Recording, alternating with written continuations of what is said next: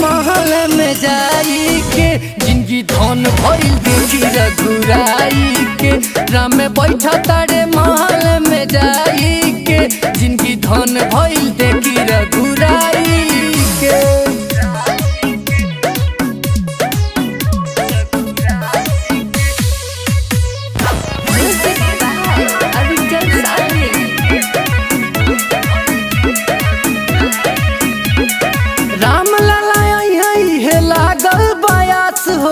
योगी मोदी कोई दिहले पूरा विश्वास हो। 22 जनवरी बदिनवा महान हो, एही दिन राम लाला लिए स्थान हो।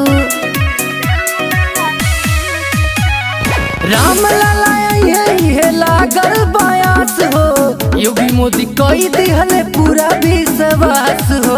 22 जनवरी बदिनवा महान हो, एही दिन राम लाला लिए स्थान हो।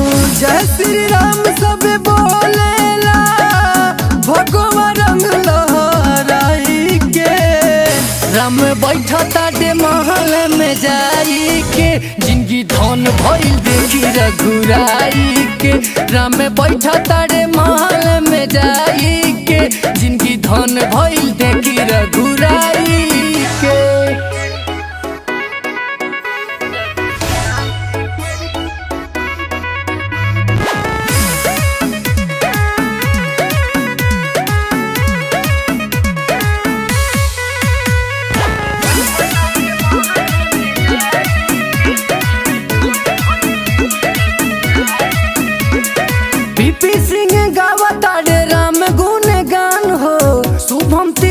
लिखे भजन महान हो, धर्म सनातन के राम हमें सान हो।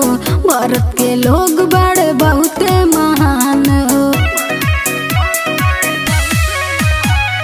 बीपी सिंह गावतारे राम गुण गान हो, शुभम तिवारी लिखे भजन महान हो। धर्म सनातन के राम हमें सान हो, भारत के लोग बड़े बहुते महान हो।